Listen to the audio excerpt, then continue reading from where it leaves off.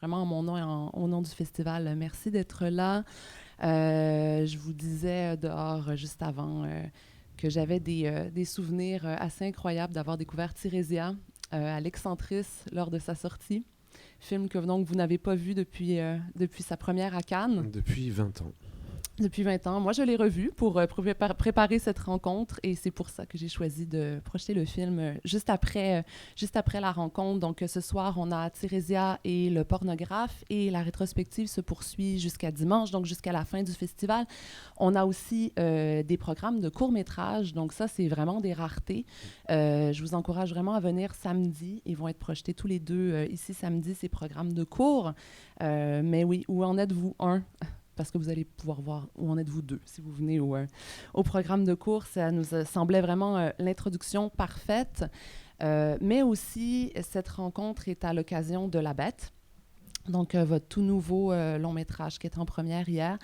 Et pour moi, ce film était vraiment l'occasion parfaite de parler de votre cinéma parce que quelque part, il y a quelque chose de l'œuvre somme, je trouve, dans La Bête. Et en même temps, vous ouvrez vers des choses que vous n'aviez jamais faites. Notamment, je pense à la science-fiction. Parce que, évidemment, quand on parle de votre œuvre, on parle toujours de la question du genre, flirt avec le genre. Dans le court-métrage, vous dites peut-être qu'un jour, je vais faire un film d'horreur et l'assumer. Mais dans La Bête, oui, il y a du film d'horreur, évidemment, mais il y a aussi de la science-fiction. Et ça m'a vraiment fait plaisir parce que j'aime beaucoup la science-fiction. Donc voilà. J'aimerais commencer par parler un peu de Montréal. Parce que, évidemment, ça nous touche que vous soyez là aussi parce que vous avez commencé votre carrière à Montréal. Votre premier long métrage, donc 1998, Quelque chose d'organique, a été tourné ici. Vous avez fait plusieurs coproductions avec le Québec. La Bête en est une, d'ailleurs. Qu'est-ce qui vous inspirait, en fait, dans le Montréal de la fin des années 90? Comment vous aviez envie de le filmer? Alors, j'ai revu le court-métrage parce que alors vraiment je me souvenais de rien du tout. Donc je me dis quand même je vais le revoir. Et des fois en fait quand on dit des choses un peu intimes, après on oublie qu'on les a dites. Voilà.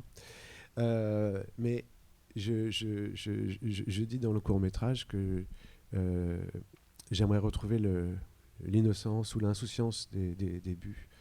Et pour moi, Montréal est vraiment associé à ça, à ce moment-là, quoi, à la fois de découverte du cinéma, parce que moi, je ne suis pas un cinéphile né.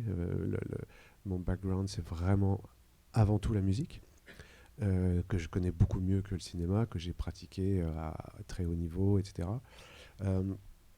Et finalement, j'ai commencé vraiment à m'intéresser au cinéma au moment où j'ai commencé à en faire. Et j'associe beaucoup Montréal à cette période. J'ai parlé hier, pendant la remise du prix, et du FNC de l'époque et de la Boîte Noire, mais c'est vrai que ça a été pour moi, ça m'a sauvé énormément de soirées d'hiver, et Dieu sait qu'elles sont rudes ici. Donc voilà, j'associe ça à la découverte en fait, de beaucoup de choses, de beaucoup de cinéastes, etc. Beaucoup plus qu'à une pensée propre. Donc, en fait, la question de comment filmer Montréal, en fait, c'était un peu... peut-être que si aujourd'hui je revenais faire un film à Montréal, et c'est pas impossible, là, je me la poserais. À ce moment-là, je pense pas que c'est des questions que je me posais. Enfin, c'était... oui, je me posais la question de qu'est-ce qu'un cadre, de comment filmer un espace, etc. etc. J'avais entendu parler de ces... rivières près de Rwanda, de orangées à cause du cuivre, donc de comment les filmer, etc. Mais c'était presque des choses plus de technique, pas tellement de regard en fait. C'était presque trop tôt ou trop théorique, ou j'avais pas ce rapport-là. J'avais pas du tout ce rapport-là. J'avais un rapport de découverte, oui, un peu d'émerveillement en fait. Voilà.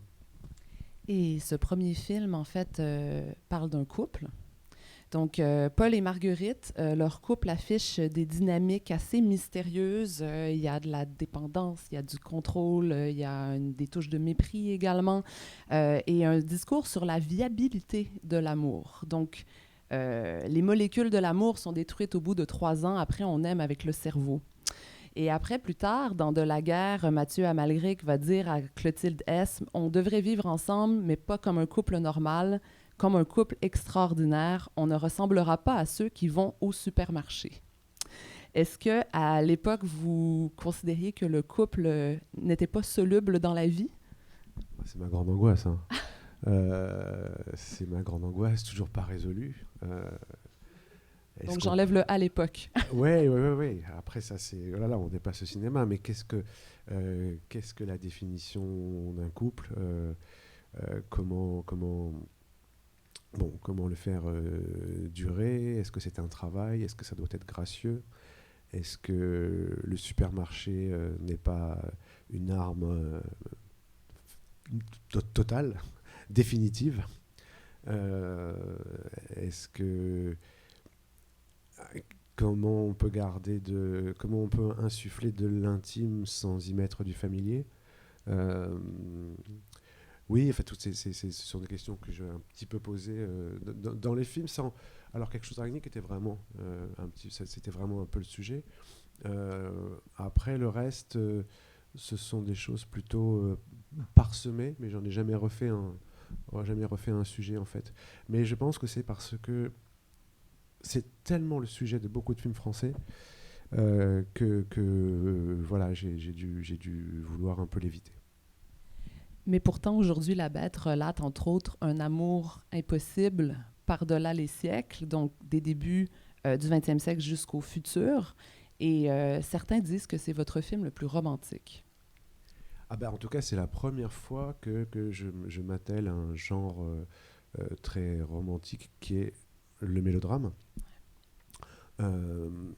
Et surtout, alors même si le film a une forme de complexité de par sa structure, de par ses concepts, etc., je pense que jamais je n'ai affronté des sentiments aussi simples.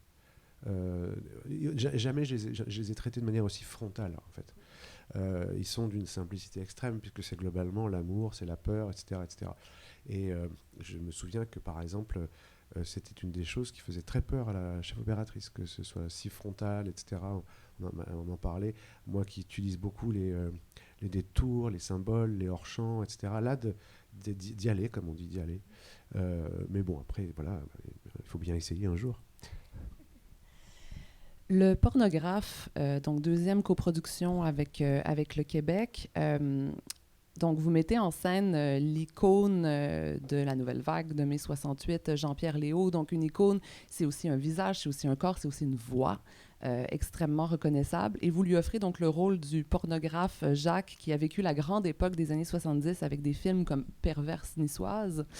Donc, je viens de Nice, c'est ça.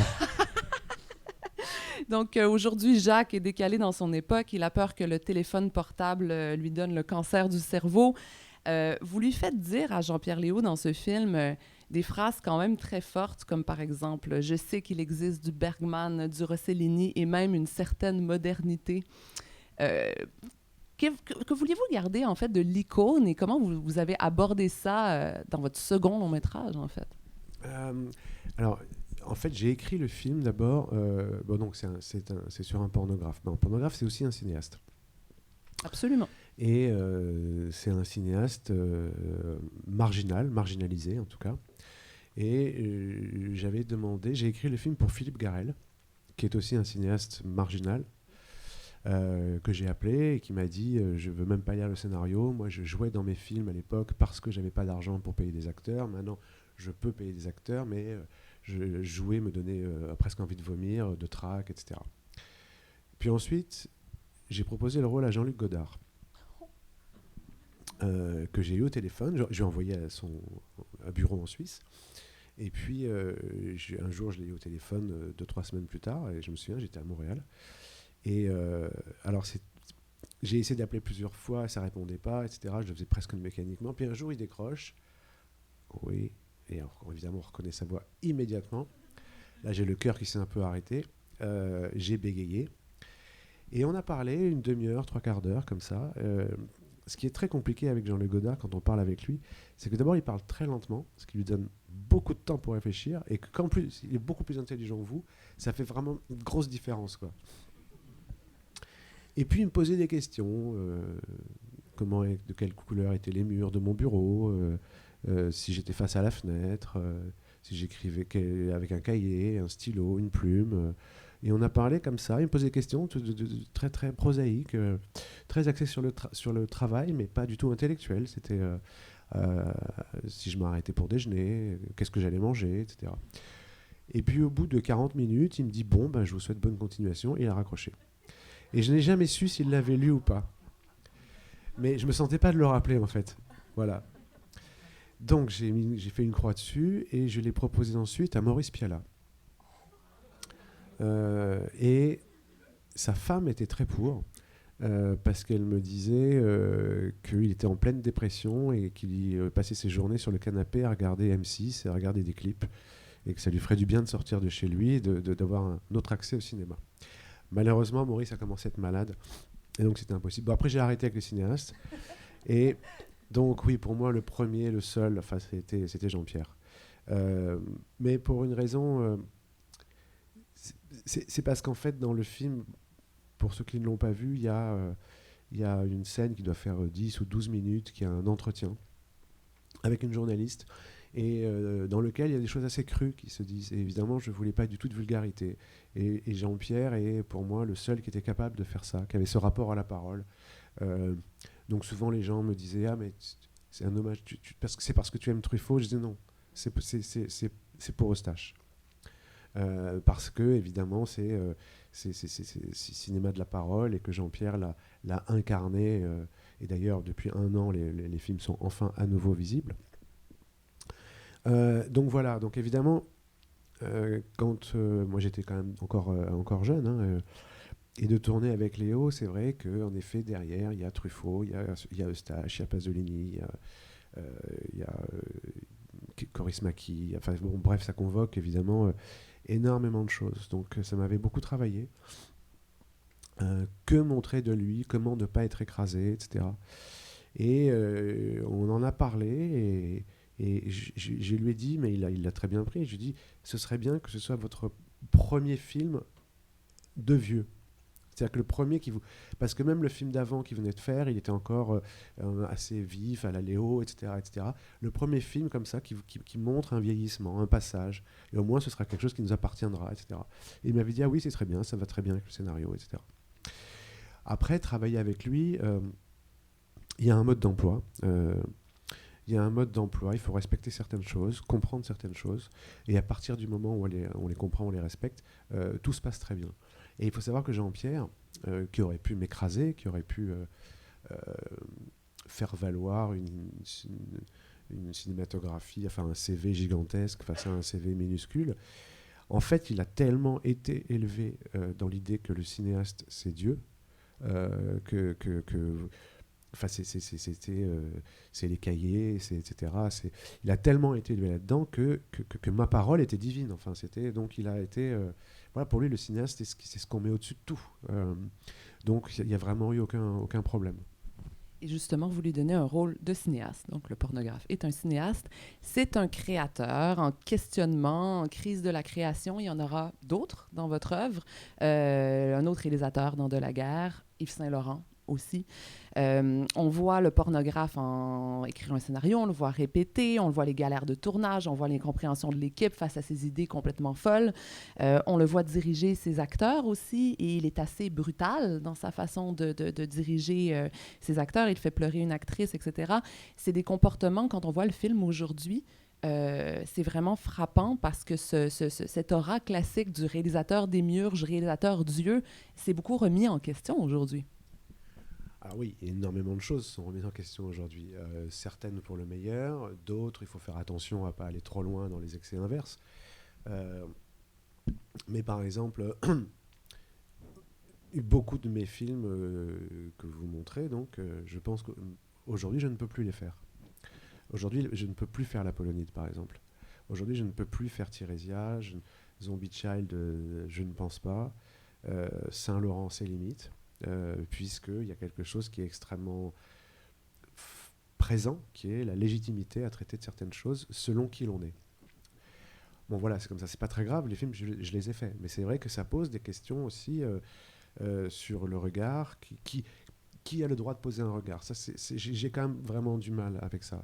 Voilà. Après, sur les méthodes, oui, c'est pas plus mal de recadrer certaines choses parce qu'il y a eu des excès. Et ces excès, on les met toujours sur le compte du génie, etc., etc. Ça marche pour Piala peut-être, mais ça marche pas pour 50, qui sont juste beaucoup moins talentueux. Et il s'appuie sur l'exemple de Piala. Il pense que c'est en étant désagréable, en étant odieux, qu'on est génial. Non, pas tout à fait. Et je pense que le plus malheureux sur un tournage de Piala, c'est Piala. Quand il se mettait en colère, quand Godard était extrêmement désagréable, c'est parce qu'ils se sentaient totalement eux-mêmes impuissants. Mais c'est pas une raison, c'est vrai. Le milieu du cinéma pornographique. Donc, évidemment, à l'époque, il y avait un certain crossover entre le cinéma d'auteur et le cinéma X. C'était un peu à la mode, disons. Mais vous évacuez, en fait, toute représentation des gens en mettant le milieu hors champ. Oui, parce que c'était pas tellement mon sujet. Mon sujet, c'était pas tant la pornographie. Enfin, c'était qu'est-ce que c'est d'être un pornographe, comment on est vu. Alors, c'est vrai que avant 1975, avant qu'il y ait la loi sur le X en France, sur les Champs-Élysées, il y avait des films avec Delon, Belmondo, des films porno, et ces films faisaient des centaines et des centaines de milliers d'entrées. Moi, je me souviens avoir parlé avec Bruno Nuiten, qui est un immense chef opérateur, qui a arrêté. Et il me disait, pendant une semaine, il faisait un film porno, et la semaine d'après, il allait faire un film de Marguerite Duras. Aussi de faire le porno lui permettait de faire le Duras sans être payé. Aujourd'hui, un chef op dirait voilà, j'ai fait une pub et ça me permet de faire un film d'auteur en étant un peu payé. Donc voilà, c'était en effet très très ouvert. Comme il n'y avait pas la loi sur le X, comme il n'y avait pas la loi sur le X, ces films rapportaient beaucoup d'argent. Et puis après, ils ont été marginalisés. Puis après, il y a eu la vidéo. Et puis après, il y a eu Internet. Et ça, mais l'idée n'était pas tellement de montrer le milieu, mais de s'attacher à l'homme, en fait. Et plus particulièrement à son fils dans le film. Parce que le pornographe, je crois que c'est avant tout un film sur les pairs, en fait. Les pairs cinématographiques, les pairs intimes, les pairs politiques. Là-dessus, ce que Jean-Pierre Léaud explique dans le film, c'est globalement que c'était aussi un acte politique de faire de la pornographie à l'époque. Parce que c'était transgressif, etc., etc. Et c'est vrai qu'une des grandes questions qui traverse ce film, alors moi je suis né en 1968, je suis donc un enfant de la Révolution, et c'est Jérémy Régnier qui joue quelque part mon rôle en fait. La question, il la pose frontalement, il dit ben voilà, mais nous comment on va faire pour exister, puisque vous avez déjà tout bouleversé, etc., etc., tout transgressé, tout bouleversé, et nous, elle est où notre place? Et c'est vrai qu'on ça a fabriqué un petit peu une génération grise. Et le film est traversé par cette question. Et il y a une phrase, si j'ai bonne mémoire, à la toute fin du générique, une citation de Pasolini. J'ai pas voulu la mettre en exergue parce que je trouvais que ça écrasait un peu le film. Mais Pasolini dit l'histoire, c'est la passion des fils qui voudraient comprendre les pères. Il dit bien qu'ils voudraient. Voilà, c'est un petit peu ça le sujet du film. Et donc, cette jeunesse qui apparaît comme politisée, mais désabusée, elle propose de se taire, l'ultime protestation. Donc, la révolution du silence. Oui, alors ça, pour le coup, puisque je vais ici parler de Bergman, c'est une idée qui vient de Bergman, c'est dans Persona, parce qu'il y a un personnage qui devient mutique, et on lui avait posé la question, mais pourquoi ce personnage ne parle plus? Il dit parce que c'est l'ultime protestation. Et c'est vrai qu'à partir... Quand on, même si on n'est pas d'accord, qu'on discute, etc., on est quand même toujours dans le désaccord, et face à un gouvernement, par exemple, on est toujours perdant. À partir du moment où on ne dit plus rien, on peut être victime ou on peut être inattaqué. Bon, c'était leur idée, en tout cas, dans le film. Sur le sujet de la jeunesse, parlons de la représentation de la jeunesse dans vos films. Donc, 15 ans plus tard, il y a Nocturama. Vous avez dit que les jeunes personnages de Nocturama vous apparaissaient comme les petits frères de ceux du pornographe. Donc, quelle est l'évolution entre les deux? Ben, en effet, 15 années ont passé, le monde a changé. Le monde change vraiment très vite. Donc dans le pornographe, cette jeunesse se tait. Dans Nocturama, il pose des bombes. Euh, alors dans 15 ans, je ne sais pas ce qui va se passer. Euh, mais voilà, c'était quelque chose. J'ai essayé de faire un film. C'est le film dont je parle dans le petit court-métrage que vous avez vu. Je dis qu'il va être bref, etc. etc. Bon, en fait, il n'est pas bref du tout, il fait 2h10. Il est complexe, il a été très étrangement accueilli parce que il y a eu une complexité de tempo difficile, parce que moi c'était un film avant tout, en effet, sur la jeunesse, sur une envie de tout faire exploser. Et j'étais en plein montage quand il y a eu les attentats à Paris simultanés, exactement comme dans le film. Et que donc il a été associé à ce type d'attentat, à ces attentats-là, alors que ça n'en était pas le sujet. Il a fallu que 2 années passent, et puis d'autres mouvements sociaux en France, etc., comme les Gilets jaunes, comme Nuit debout, etc., et une jeunesse devenue de plus en plus politisée pour que ce film soit réévalué, en tout cas, ou pas vu au bon endroit. Voilà. Et c'est d'ailleurs aujourd'hui le film dont on me parle le plus. Je crois que je reçois largement 1 ou 2 messages par jour, soit des lettres, etc., de gens très jeunes, entre 18 et 25, qui ne l'avaient pas vu à l'époque. Il se trouve que le film a été acheté par Netflix. Et donc c'est vrai que c'est très accessible par un public jeune. Mais voilà, le film a fait son trajet. Il a mis un peu du temps à trouver sa place, mais c'est fait. Ouais. Il n'y a pas juste Netflix, il y a aussi la Cinémathèque québécoise, donc le film va être projeté dimanche soir ici, si vous voulez le voir, ça serait bien. Et puis il y a aussi, après, les jeunes filles de Zombie Child qui sont obsédées par leur téléphone portable et par la fin du monde et qui disent que les zombies, c'est trop cool. Oui, alors ça, c'est vrai que Nocturama, Zombie Child et Coma, Coma qui est aussi une lettre à ma fille quelque part, euh, forment une sorte de trilogie sur la jeunesse. Euh, Ils sont assez différents et complémentaires. Sur Zombie Child, j'avais très envie euh, de revenir à l'origine du zombie.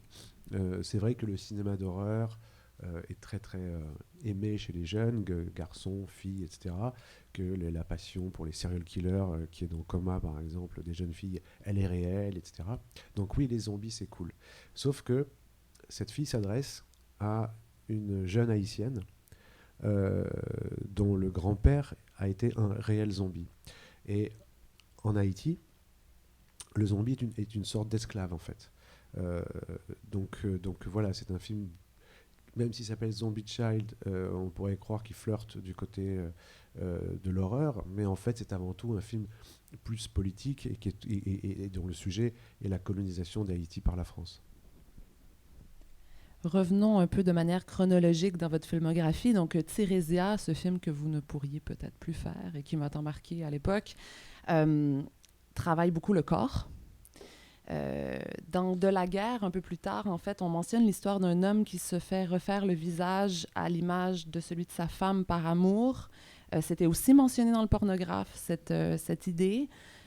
Donc, dans Tirésia, vous vous inspirez aussi du mythe grec. Donc, l'idée de la transformation, l'idée de... Qu'est-ce qui vous animait? D'abord, je trouve que la transformation, le double, etc., qui sont des choses que j'ai beaucoup utilisées, euh, sont extrêmement cinématographiques.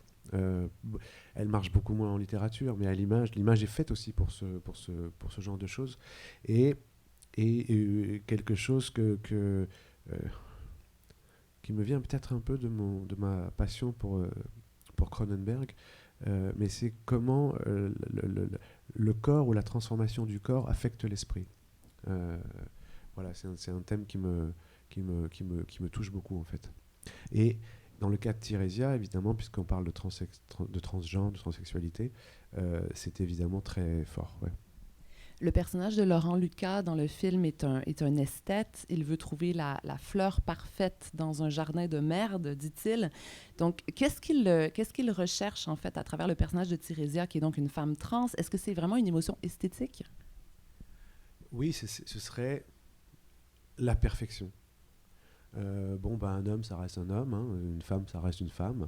Mais alors, quand on mélange les deux, on a la perfection. Donc c'est une idée totalement poétique, quasi philosophique. Alors à l'époque, on ne parlait pas beaucoup de tout ce genre de sujet. J'ai regardé l'autre jour, mais il n'y a quasiment aucun film sur les transgenres, alors que là, ça redevient un sujet très très... dont on parle beaucoup, notamment les jeunes, sur la fluidité des genres, sur la non-binarité, etc. etc. Et il y a d'ailleurs des papiers, des bouquins qui sont vraiment assez passionnants parce que ça dépasse le social, c'est vraiment de la philosophie en fait. Donc j'ai perdu le fil de ma pensée, mais c'est pas très grave. Émotion esthétique, personne parfaite. Oui, c'est ça, c'est une idée de la perfection. Ouais. La musique classique. Bon. Je vous cite, « Il m'arrive de penser un film comme un long morceau de musique. » Donc la scène iconique de l'éruption volcanique qui ouvre le film, qui agit aussi en tant qu'intermède au milieu, la symphonie de Beethoven. Donc évidemment, vous êtes d'abord et avant tout musicien, vous l'avez dit, vous composez la musique de vos films, les univers sonores sont très différents. Parfois dicté en partie par vos récits. Donc, on peut penser au hip-hop et à la pop dans Nocturama, à la musique traditionnelle haïtienne dans Zombie Child. Mais lorsque vous utilisez des morceaux de musique déjà existantes ou particulièrement de la musique symphonique, pourquoi cette symphonie, en fait, pour Tirésia? Quel est le symbolisme de cette œuvre pour vous? Alors, j'utilise parfois, en effet, de la musique classique. Pas tant que ça. Parce que je trouve ça délicat à manipuler. Il y a presque trop d'émotions immédiatement, etc. Dans le cadre de l'ouverture de Tirésia, bon, ça vient d'un mythe grec, et je voulais vraiment une espèce de lyrisme total pour que le spectateur... Je pose toujours la question vraiment de comment faire rentrer le spectateur dans un film. Ce que je disais comme le petit court-métrage que vous avez vu, hein, le premier plan, le dernier plan. Ce sont les premières choses auxquelles je pense. Et une fois que je les ai, je me dis, bon, ok, il reste 2 heures à trouver au milieu, mais j'ai le principal quelque part. Et donc, comment rentrer dans l'histoire de Tirésia qui n'est pas une histoire réaliste. En effet, elle est dans la tête de cette espèce d'esthète comme ça, etc. Puis elle se transforme avec un oracle, etc. Et je me suis dit qu'il faut que le spectateur puisse, entre guillemets, un peu décoller. Donc j'avais trouvé ces plans comme ça de lave incroyables, des images d'archives. Et je me suis dit que ça allait, avec cette musique-là, qu'il y aurait un effet hypnotique qui permettrait peut-être au spectateur de rentrer avec le meilleur état d'esprit possible dans le film. Totalement iconique pour moi. Je ne l'ai jamais oublié. Passons à De la guerre. Donc, on est rendu en 2008. Donc, un film sur un réalisateur qui s'appelle Bertrand, interprété par Mathieu Amalric, qui rejoint cette secte après avoir passé une nuit dans un cercueil. Donc, c'est un film qui discute beaucoup le retour à l'idéal, la notion de plaisir. Bertrand refuse la vie quotidienne, il refuse cette fameuse aliénation de la société moderne. Il veut se mettre hors du monde. Donc, qu'est-ce que vous voulez évoquer avec ce retour à l'état sauvage, au sublime? Bon, ce film vient après, après 5 ans sans tourner de longs métrages, parce que j'ai quand même fait des courts métrages. C'est vrai que c'est pour ça que je suis très content que vous passiez les courts métrages, je sais plus quand, samedi. Samedi. Parce que je reste toujours très attaché à l'idée d'en faire. Souvent, les réalisateurs font des courts métrages et ce sont des cartes de visite pour faire des longs. Après, ils y reviennent pas. Et moi, la forme courte, je la trouve d'abord très difficile à réussir. Et elle permet aussi une forme de liberté. Et c'est vrai que je cite souvent Hemingway qui dit quand je fais un roman, c'est que j'ai raté une nouvelle. Donc voilà, j'ai quand même fait pendant 5 ans des courts-métrages, etc., etc. Mais globalement, j'ai écrit 2 longs-métrages qui ont été très difficiles à écrire, que je n'ai pas pu financer. Et du coup, je me suis vraiment posé la question d'être loin de son désir, d'être empêché du désir, etc. Et donc voilà, ça parle un petit peu de ça. Comment on survit quand on est empêché, ou oui, de ses désirs. Et il y a toute une réflexion qui vient de là. Et Mathieu Amalric, en effet, n'a de cesse que de chercher le sublime. Alors ça veut rien dire, le sublime, c'est un état, c'est une manière de regarder, c'est une manière de se sentir.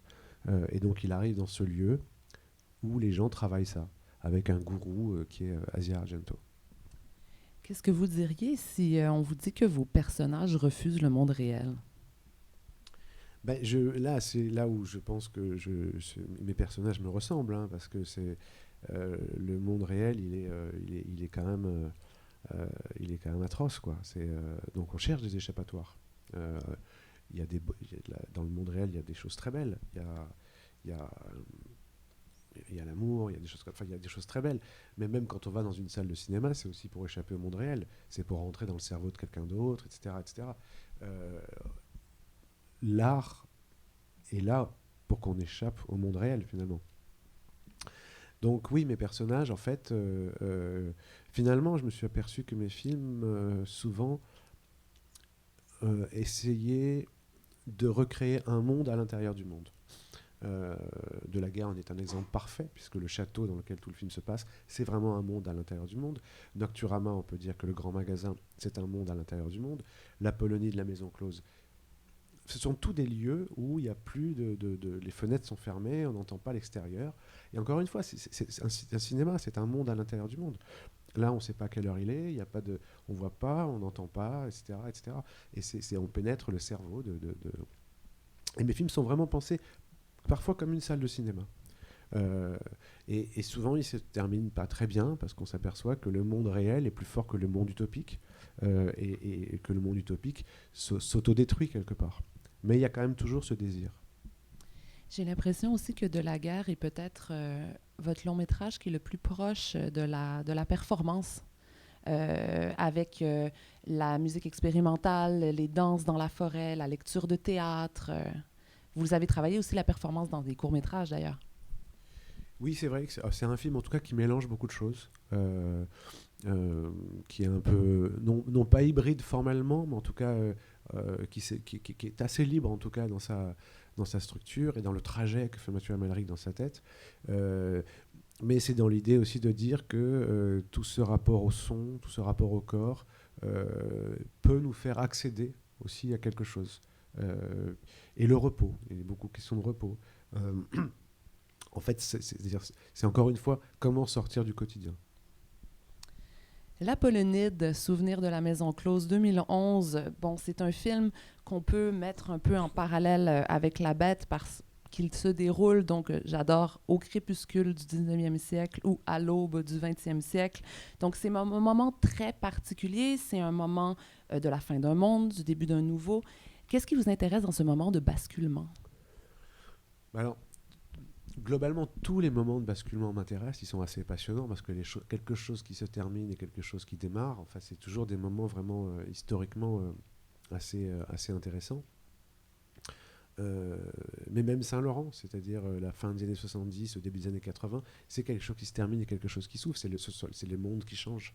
Donc les mondes qui changent, ça m'intéresse, et la fin des choses, la fin d'un monde, ce qu'on peut appeler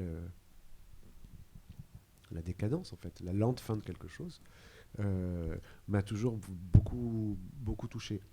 Dans le cas de la fin du 19e et de la fin du début du 20e, c'est une période où quand même les gens arrivent dans le 20e siècle avec l'idée certaine que ce sera enfin l'apaisement, enfin la lumière. Qu'il n'y aura plus de maladies parce qu'il y a les progrès de la science, qu'il n'y aura plus de guerre parce qu'à un moment on va savoir comment ne pas reproduire. Et ça a été le siècle un des siècles les plus atroces. Non, il y a celui-là aussi. Celui-là, il est pas mal. Donc voilà, j'aime bien cette espèce de bascule. Je la trouve assez belle, ouais. Et le film historique, mais en pleine modernité, en fait, un non-film historique. L'Apollonide, c'était donc votre premier film historique, entre guillemets. La Bête se déroule sur 3 époques. La première époque de La Bête est justement donc ce tout début du 20e siècle, donc la crue de la Seine, la musique de Schoenberg, les vêtements de Paul Poiret, mais tout ça est extrêmement contemporain et c'était aussi le cas dans la Polonide et vous faites la jonction avec le moment présent, avec les images qu'on a vues d'ailleurs dans le court-métrage, donc la dernière scène de la Polonide où on voit des jeunes prostituées de nos jours.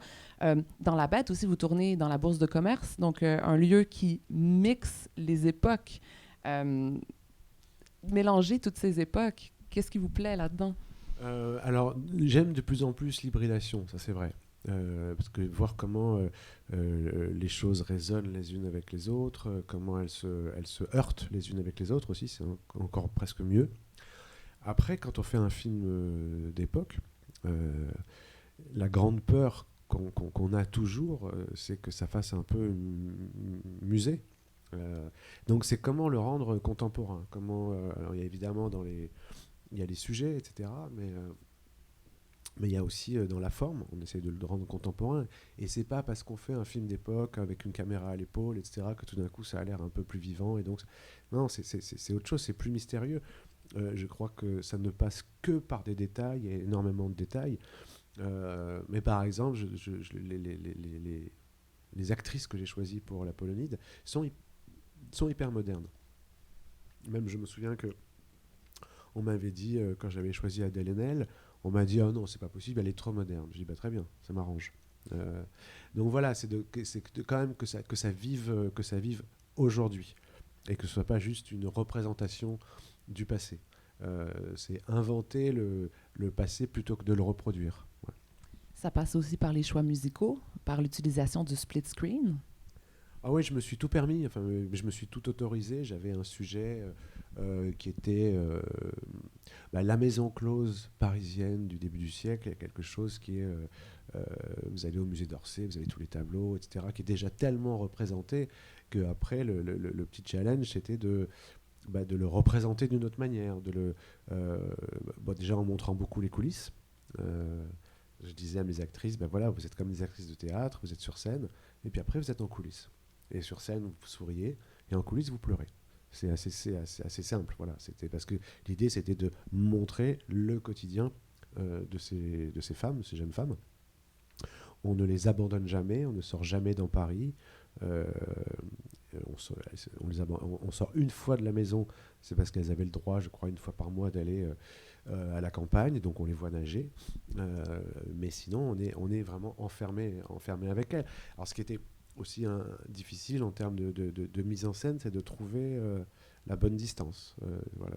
Si on est trop loin, on ne voit pas. Si on est trop proche, c'est pas le bon endroit, etc. Donc c'est pour ça que quand je parlais tout à l'heure de tout ce discours sur qui a le droit de porter un regard, etc. Est-ce qu'un blanc peut filmer un noir? Est-ce qu'un hétérosexuel peut filmer un homosexuel, etc. Est-ce qu'un homme peut filmer une femme? Parce que je l'entends, moi, quand j'essaie de financer mes films. Et toute cette question vient en plus, la première qu'il a posée, Laura Mulvey, hein, son exemple, c'est Vertigo, en fait. Donc c'est très... donc en fait, il vaut mieux se poser la question du bon regard, de la bonne distance, plutôt que uniquement celle du genre de la personne qui regarde. Et le travail sur le temps dans la Polonide, le temps dans un espace clos, justement, on en parle. Le film s'appelle Souvenir de la maison close. Il fonctionne en boucle, en répétition.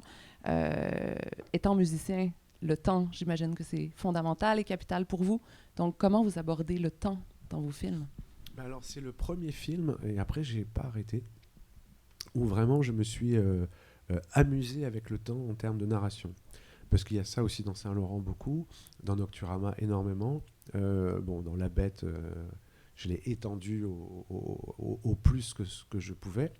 Mais après, il y a 1000 définitions de ce que c'est la mise en scène. Hein, et je pense qu'un scénario, il n'y en a qu'une, etc. Bon, sur la mise en scène, sachant qu'un metteur en scène, c'est quelqu'un, globalement, qui ne sait rien faire, mais sans qui le film ne se fait pas. Donc chacun va dire, pour moi, la mise en scène, c'est ceci, c'est cela. D'ailleurs, c'est assez intéressant de poser la question, parce qu'ils ont des définitions différentes. L'une qu'on entend souvent, et je pense même qu'elle vient de Fritz Lang, si je ne me trompe pas. Il dit c'est la gestion du temps et la gestion de l'espace.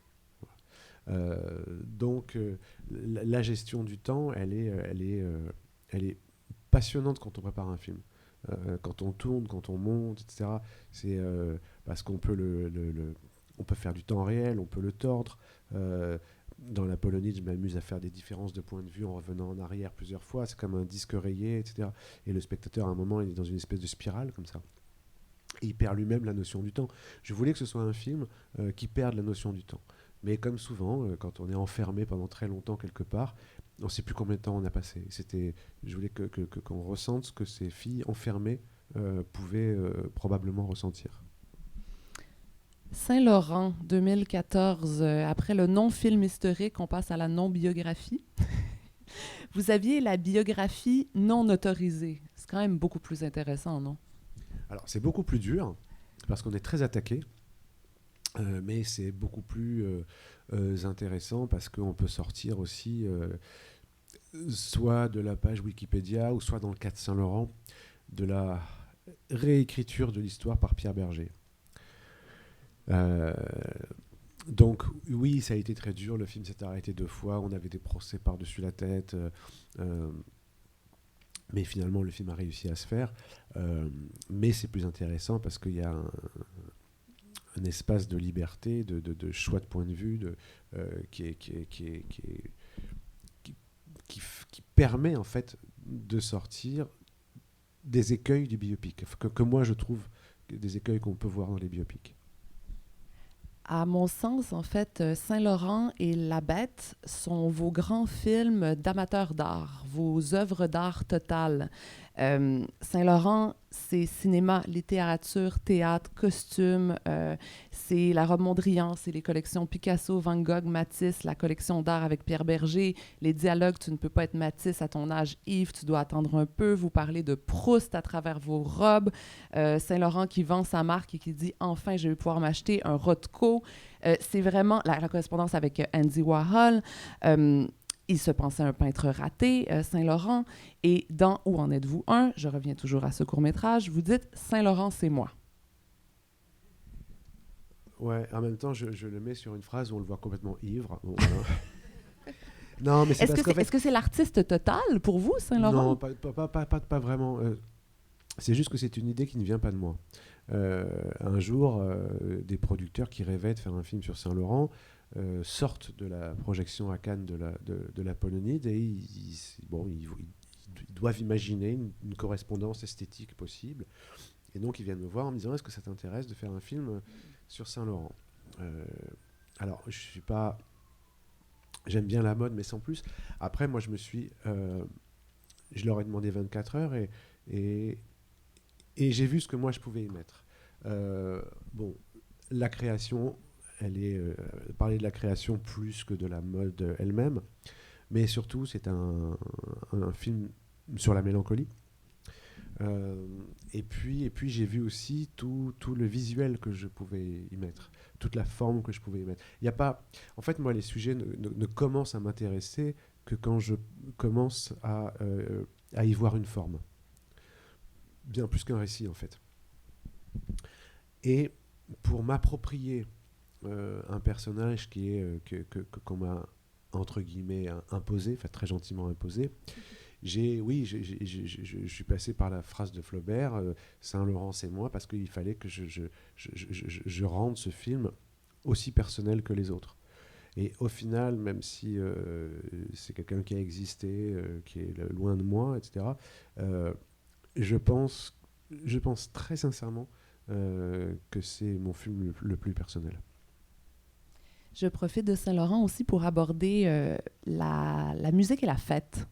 Des scènes de danse, de fête, de gens qui dansent dans des bars. Il y en a dans tous vos films.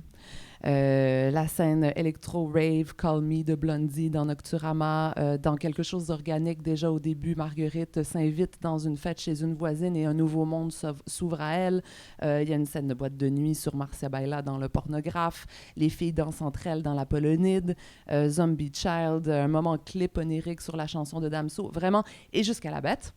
avec cette scène de boîte de nuit, le club qui change avec les années, la soirée néo-romantique sur Fade to Grey, de visage, la chanson Evergreen, etc. Toutes ces scènes de fête, parfois c'est un moment de repli pour les personnages, parfois ils sont seuls, parfois c'est un moment de communion, parfois c'est le moment avant la catastrophe. Alors, c'est vrai que c'est quelque chose que j'aime beaucoup filmer, que je trouve ça difficile à filmer. Une scène dans une boîte de nuit, j'en ai vu beaucoup des ratés. J'ai essayé de comprendre pourquoi, j'essaye de les réussir. Ce que je trouve très beau, à chaque fois j'ai choisi les chansons, les morceaux très précisément pour que ça raconte quelque chose, que ce soit pas juste c'est pas juste un morceau que j'aime, ça raconte quelque chose. Mais ce que je trouve très beau dans les scènes de danse ou de boîte, c'est l'abandon total de l'acteur ou de l'actrice. Il n'y a pas le choix en fait. Il n'y a pas le choix. Je les trouve très impudiques. Je trouve qu'il y a quelque chose de beaucoup plus impudique à danser devant une caméra qu'à faire une scène de sexe simulé, ou etc.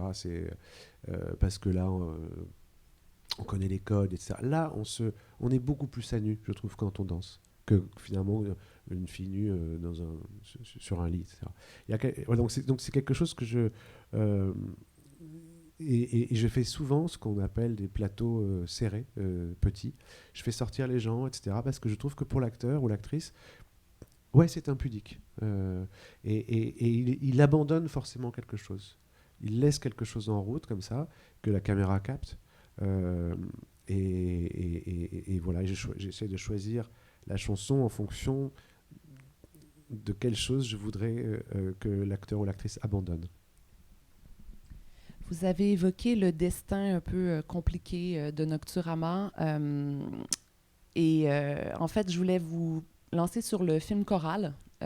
Parce que vous aviez donc un casting de jeunes acteurs. En fait, vous avez des jeunes actrices dans la Polonide, elles étaient très peu connues à l'époque.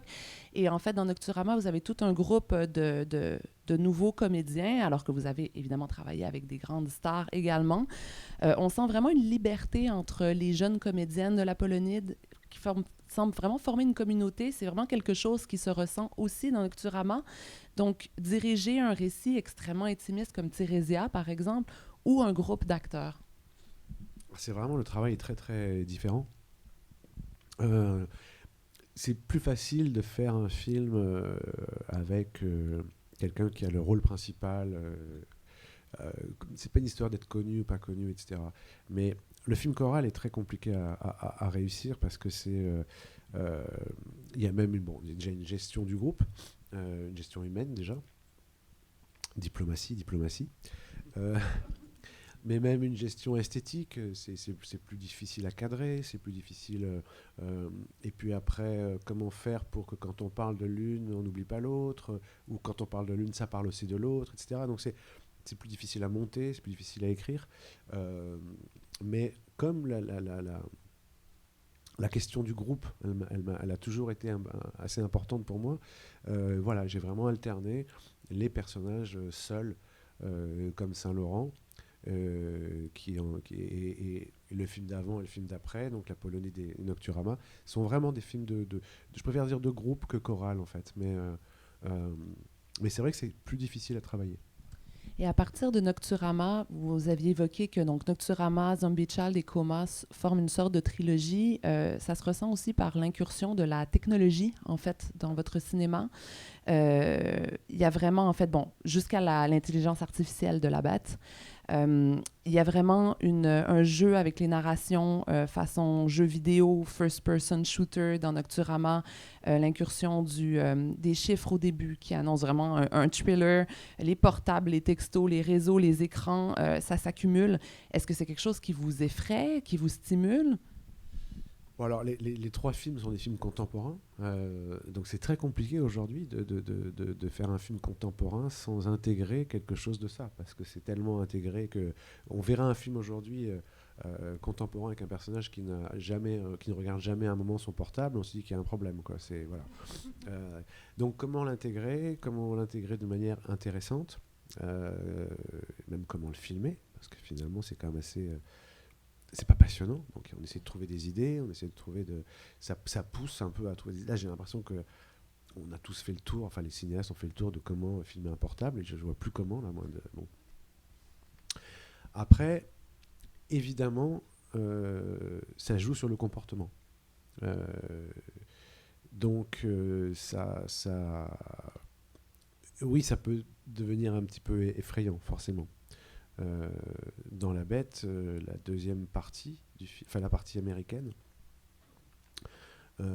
où il y a beaucoup de scènes devant un ordinateur et toutes les séquences où George McKay se filme en iPhone, etc. Enfin, bon, voilà, on voit bien aussi ce que ce rapport à la virtualité peut provoquer comme dysfonctionnement.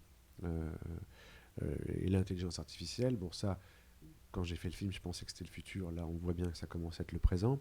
Là, on dépasse le dysfonctionnement. C'est-à-dire qu'on est dans une crainte quasi mondiale aujourd'hui.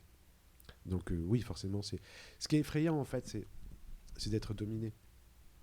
Un téléphone, un ordinateur, etc., c'est un outil. Donc si on s'en sert pour quelque chose et qu'on est plus fort que son outil, tout va bien. C'est comme un marteau, c'est comme, etc.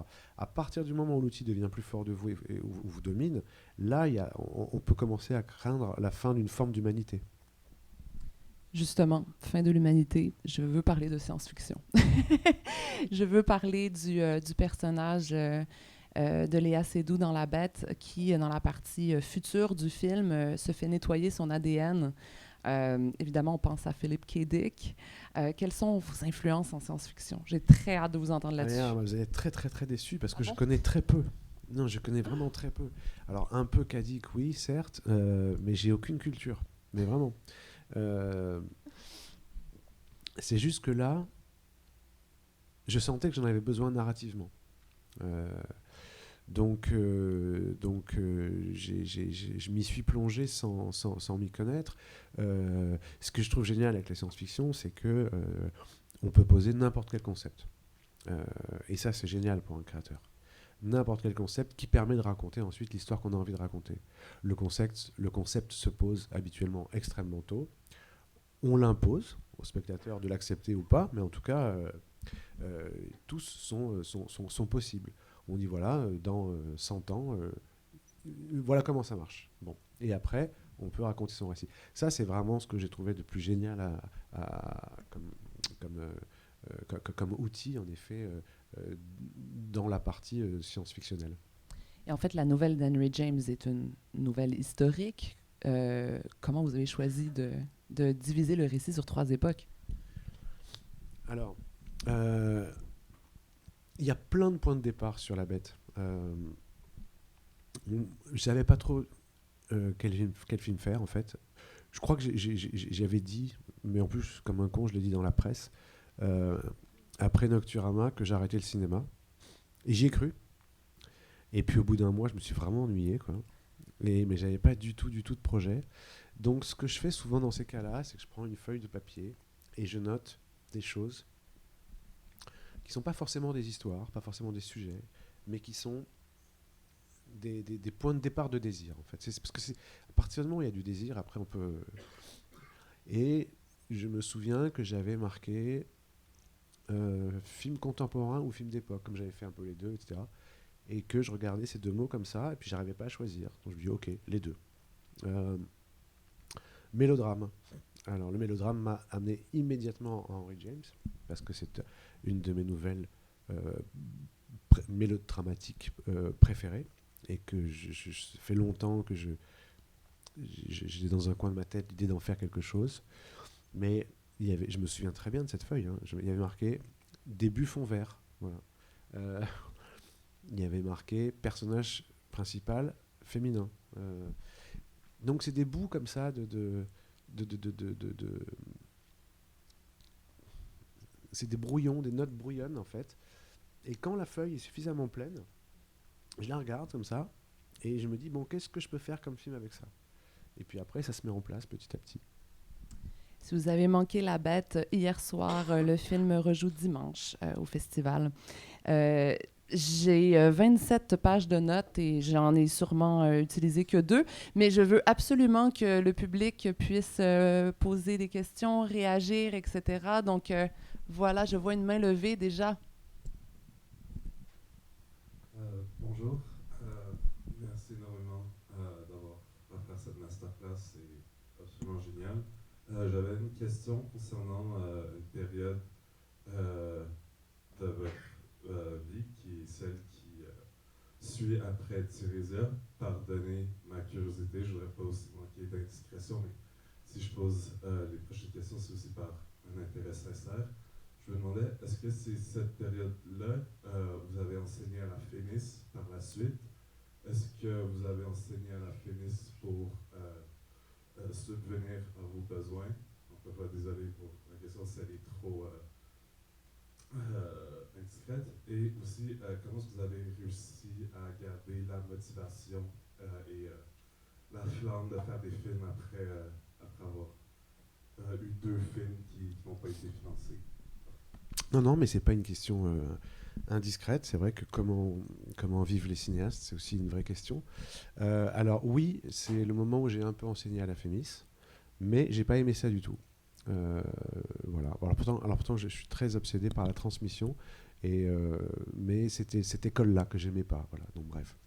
Et du coup, pour être très honnête, j'ai travaillé dans l'immobilier aussi à ce moment-là. Parce que tant qu'à pas faire de film, je préférais, pour subvenir à mes besoins, vraiment faire quelque chose de très différent. Plutôt que de faire quelque chose qui touche au cinéma mais qui ne me plaisait pas. Et je l'ai très bien vécu, il y a pas de problème. Enfin, en effet, dans les carrières, il y a des creux, il y a des hauts, des bas. Et tout. Sur la perte, euh, sur la...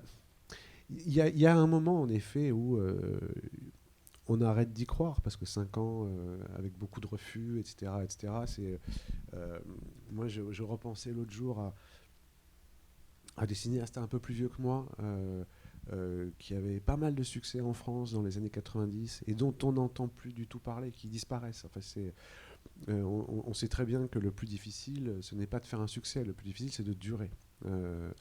Donc après, qu'est-ce qui redonne le désir? En fait, c'est vrai que De la guerre est un film, donc c'est celui que j'ai fait là pour me guérir un petit peu en fait de des films pas faits, parce que les films pas faits, ça fait mal un petit peu. Hein. Je les ai publiés en livre et j'ai appelé ça film fantôme, parce que comme les fantômes, ça continue à vous hanter. Quand on fait un film, en fait, on a une obsession et quand le film est fini, ben, l'obsession, on s'en est débarrassé. Et un film qu'on ne fait pas, et ben, on continue à vivre avec cette obsession. Euh, donc, en fait, en effet, je me suis dit, ok, je vais faire un film. J'ai monté une boîte de production en disant, je vais arrêter de faire confiance à des producteurs. Je vais monter une boîte de production que j'ai toujours, qui a toujours pas fait faillite. Ça devrait pas tarder. Ça m'a motivé d'être aussi le moteur de la production, du concret en fait. J'ai décidé de faire un film qu'avec des amis. Donc Mathieu, Asia, etc. étaient vraiment des amis proches, de ne pas passer par des agents, de faire... euh, voilà, on essaie de s'accrocher à des petites choses comme ça, de faire ce récit que, bon, en effet, je pensais que le film marcherait, il n'a pas marché, mais qui, moi, m'intéressait parce qu'il me permettait d'expurger certaines choses, d'en accueillir d'autres. Euh, donc voilà, ça s'est passé à peu près comme ça, quoi. Oui. Ah. Bonjour. Merci beaucoup pour cette masterclass. Je suis très impressionné parce que j'aime vraiment beaucoup vos films et j'ai beaucoup écouté des interviews et des conférences de vous et je me suis beaucoup nourri des films que vous citiez et je suis aussi assez heureux de trouver un compatriote niçois. J'avais une question. Comme je suis jeune, je ne vais pas être très original, je vais parler de Nocturama. Il y a quelques mois est sorti un film qui s'appelle How to Blow Up a Pipeline, qui est un film parfaitement jumeau de Nocturama. C'est l'histoire d'une bande d'adolescents qui vont faire un attentat. Moi, je ne raconte pas forcément trop le film, on pourrait jouer au jeu des différences avec celui-ci. Le réalisateur a parlé de vous dans une interview. Et c'est vraiment inspiré de Pyramide et son plan de début. Je veux savoir si vous connaissez ce film, si vous aviez une idée du coup du genre de film d'ado terroriste, si vous aviez déjà pensé que vos films pouvaient vous inspirer, si vous avez déjà pensé à l'avenir de vos films. Alors non, j'ai jamais entendu parler de ce film. Comment il s'appelle? How quoi? Out to Blood a Pipeline. Il est inspiré d'un essai d'un activiste écologiste qui s'appelle Andreas Malm. D'accord, bah, je vais le regarder. Alors, je disais que j'étais vraiment très obsédé, intéressé par la transmission, etc., etc. Il se trouve que même si mes films ne font pas énormément d'entrées, euh, je reçois beaucoup de courriers de jeunes cinéastes, enfin apprentis cinéastes, cinéastes à l'école, etc., et qui me citent beaucoup comme étant un exemple pour eux. Et à l'intérieur de ça, ils citent beaucoup la liberté que je prends, la liberté formelle, la liberté des récits, qui les travaille énormément. C'est vrai que mon public s'est beaucoup rajeuni, petit à petit, étrangement. Quand j'ai commencé, même le pornographe Tirésia, j'avais un public plus vieux, et puis il s'est rajeuni, ce qui me ravit vraiment. Non pas que je sois forcément pour le jeunisme, mais c'est vrai qu'il y a une curiosité comme ça qui me touche beaucoup, et le fait d'être beaucoup cité parmi ces apprentis cinéastes ouais, ça me touche vachement en fait. Après, l'avenir des films, non, j'y pense pas vraiment. Ça me fait d'ailleurs toujours un peu bizarre les rétrospectives, parce que c'est comme si on est toujours un peu en mouvement, puis là on s'arrête et puis on regarde derrière. Bon. Donc c'est toujours un petit peu étrange, ce qui n'est pas mon réflexe premier. Je revois pas les films, etc. J'essaie juste de penser au présent et au futur proche.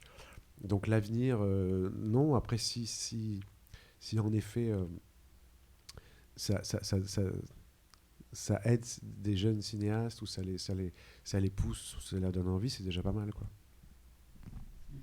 On a 5 minutes, donc une autre main levée. Oui, j'ai une question. Vous pouvez le trouver.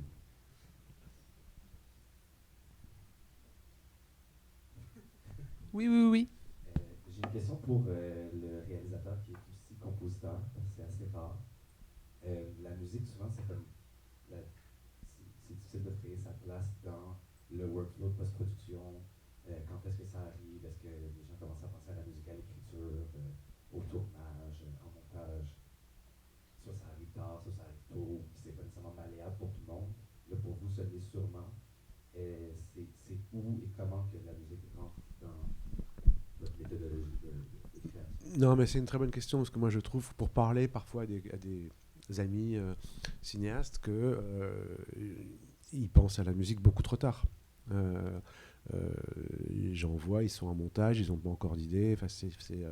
Et je trouve que ça se sent un peu. C'est-à-dire que la musique, dans ces cas-là, souvent, est quelque chose qui vient un peu se plaquer sur des images, etc. Et je trouve ça très intéressant. Donc moi, en effet, j'ai la chance de pouvoir la faire, et donc de bien m'entendre avec le musicien. Et en fait, je la commence très très tôt. C'est-à-dire que pendant l'écriture du scénario, je commence à enregistrer des choses. J'en enregistre d'ailleurs pas mal. Il y a plein de choses qui après partent à la poubelle ou dans des tiroirs. Mais par exemple, si je suis à mon bureau et que j'écris une scène et que je sens qu'elle appelle de la musique, je m'interromps dans l'écriture, je vais dans mon studio et je commence à chercher. En fait, peu importe qu'on mette un do ou un ré, mais je commence à chercher la couleur, la sonorité, la texture, comme on chercherait une couleur dans un plan. Est-ce qu'on met le mur rouge ou bleu? Enfin, de la même manière. Et puis après, je retourne à mon bureau, j'avance sur ma scène, et puis après, je vais au studio, j'avance sur la musique, etc. En tout cas, que ce soit un ping-pong qui fasse que la musique soit le plus... qu'elle raconte quelque chose, qu'elle soit plus narrative qu'illustrative, qu'elle s'intègre, en fait. Comme peut s'intégrer un dialogue, comme peut s'intégrer une didascalie dans un scénario, etc. Donc, quand j'arrive en salle de montage, j'ai déjà énormément de fichiers. Et après, ce ping-pong, il continue au quotidien avec le montage. C'est-à-dire qu'on est en train de monter une scène, je dis à la monteuse, tiens, essaye ça, non, essaye ça, ah, pas mal, je repars avec la scène et je vais adapter ma musique finalement pour qu'elle rentre vraiment à l'intérieur, etc. Donc, j'ai très tôt un mariage image-son qui est assez pensé, en fait. Je crois qu'on a plus de temps. J'aimerais beaucoup, mais je crois qu'on va enchaîner avec Thérésia. Merci beaucoup. Merci beaucoup, Mais Bertrand merci à vous Bonello. d'être là.